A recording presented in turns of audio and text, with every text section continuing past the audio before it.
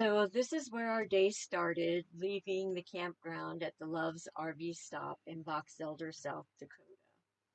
When we pulled out of the campsite, the drain things there in the middle of the road, when we hit them at just the right angle that the cotter pin popped out of the clamp for the driver's side stabilizer bar on the weight distribution hitch. We were able to make it out of the campground and up to the corner where we were going to turn on to the road to get to the highway. And evidently, when I turned, that stabilizer bar popped off, started dragging, and I was panicked. So I got out and looked really quick, put on the emergency flashers, and then had to run all the way back to the campground there by the drains to pick up that clamp and the cotter pin that goes with it. We were able to get the clamp and the cotter pin, or I was anyway, able to get it back on. And there were four different men who stopped to offer assistance. The first one said that he had thought that maybe somebody had fallen flat on their face, and so he was just looking for whoever was having the problem. And so I showed him the clamp and the cotter pin and told him I had to run all the way back to the campground for it. And he goes, "Oh, okay." And so I was able to lift the tongue of the trailer, get the stabilizer bar secured the way it needed to be secured. And then while I was finishing that up, somebody else stopped to offer help. And so I just asked him if he would check, make sure the cotter pin was in and that we were going to be okay. And he checked it and he said, yeah, we'd be good to go. Then as I was putting on my seatbelt, getting ready to pull out, then someone else stopped to offer assistance, and I told them that we're okay. I just had a little problem with the weight distribution hitch, but that we were okay and going to be hitting the road. So we're on the road to Rapid City, and we're going to get off and go to Walmart because for whatever reason, I could not find my pliers, which is why I think I didn't get the cotter pin on right. I had used them to take the cotter pin off of the one, and then I didn't need it for the other one. But I couldn't find the pliers. I didn't know where I put them, and so we stopped at Walmart to get some more pliers and to make sure that I was going to have what I needed to secure the cotter pins, be able to pull them, secure them, all of that stuff, so that when we hitch up the next time, everything will be copacetic and it will, be okay. This is Winky's first foray into Walmart, and at first I tried her in one of those little kitty carts, but she wasn't having that. She jumped right out. So I put her in one of the deeper carts, and she was standing on this carry sling that I have for her, and she wasn't really wild about that experience either, but she did okay in the store.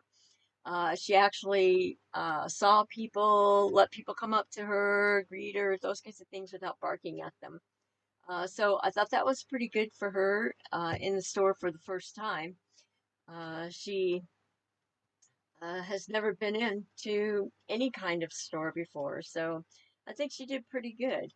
I didn't want to leave her out in the heat because it was pretty hot already. It was like high 70s when we stopped, and we left at like 8 in the morning, and it was already in the high 70s there in Rapid City. So this is the road also.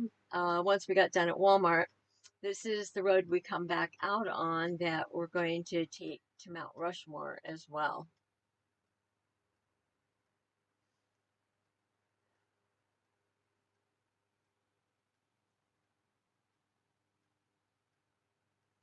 When we get back on the road, one of the things that I found very interesting was that we started seeing a lot of tourist places that were saying, come on in, play some miniature golf, come and collect some rocks, get some stones, museums, all kinds of things on the side of the road that were geared towards tourists to get those tourist dollars before people actually arrived even at Mount Rushmore.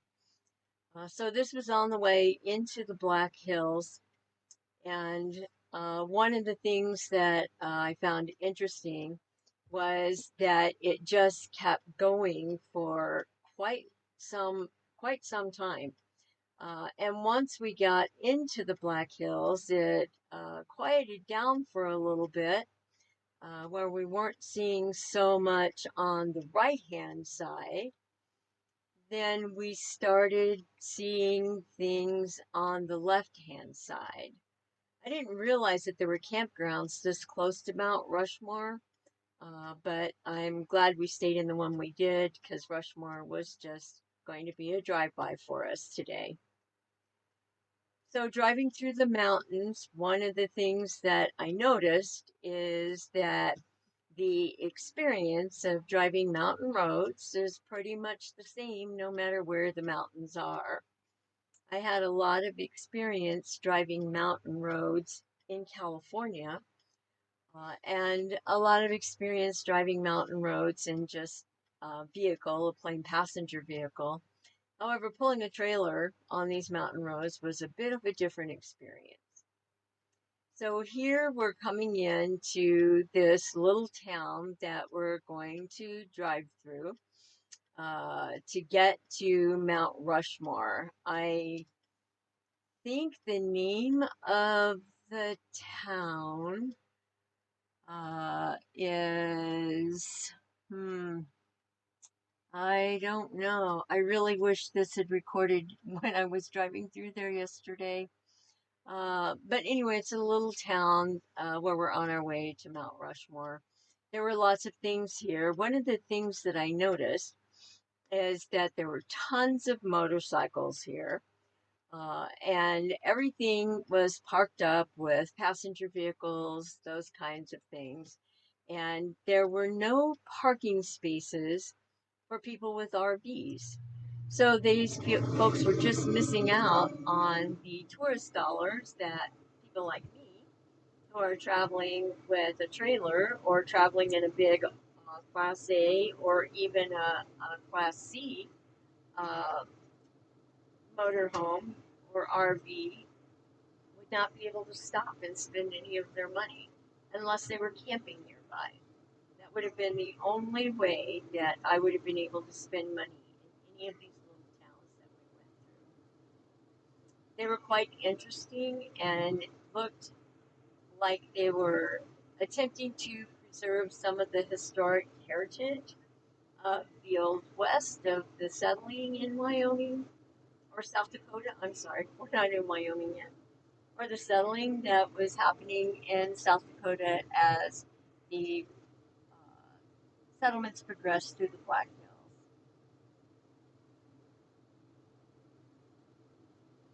And I'm just going to be quiet and just let you notice the things that are along the side of the road, geared towards accessing tourist dollars, but no way for tourists like me to be able to stop and spend my money because there's no place for me to park.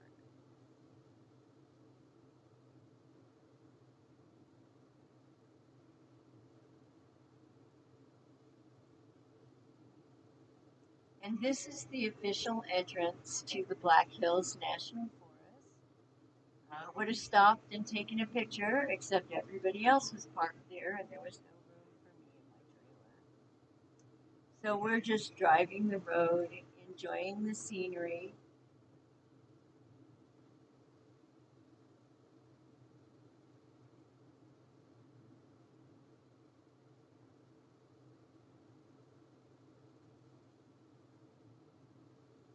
And it turned out that Mount Rushmore was a lot closer than I thought it was going to be. One of the things about these tourist sites in South Dakota in the Black Hills is that you can see them miles away before you even get there, which is one of the most interesting things.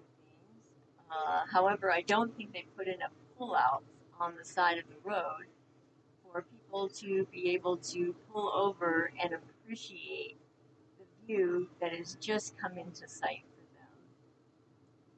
That's the way it was when I came around a curve And off in the distance, I could see Mount Rushmore. It was really, really interesting. It's not very clear here in this shot, but as we round one of the upcoming curves, you can very plainly see Mount Rushmore off in the distance.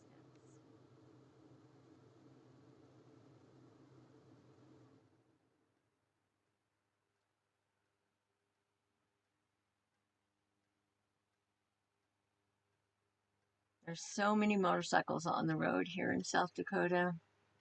Everything's a motorcycle run here. There it is, Mount Rushmore.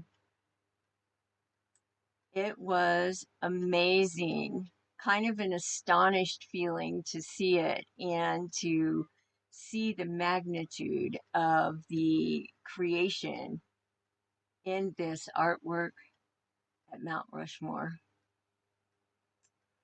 We continued on to the Mount Rushmore Memorial Park. And as we got there, we came up to a booth where they collected our parking money. And since I had a senior pass, I only had to pay $5 to park, not 10. And then they sent us up to the RV parking. We went around and I was becoming a little bit concerned because I saw all these places for buses and stuff. And it's like, I do not want to be backing this trailer up to get out of here.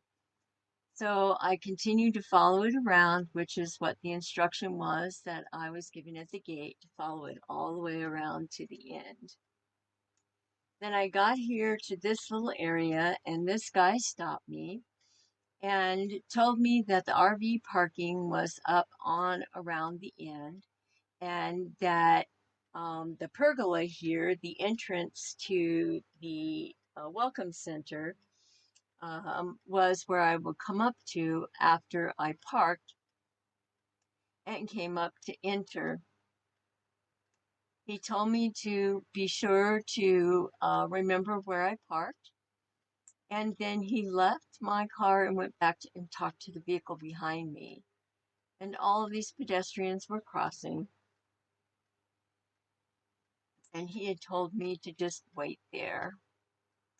So now he comes up and stops the pedestrians so that myself and the vehicles that were behind me could continue through the crosswalk area and head on down into the parking area. Now, it wasn't really clearly, I wasn't really clearly told about the parking area when it came to where to park my RV. So, what I noticed is that people were parked along here with enough space for a car and trailer between them, but no way to get a car and trailer in there unless you were an expert at parallel parking your travel trailer.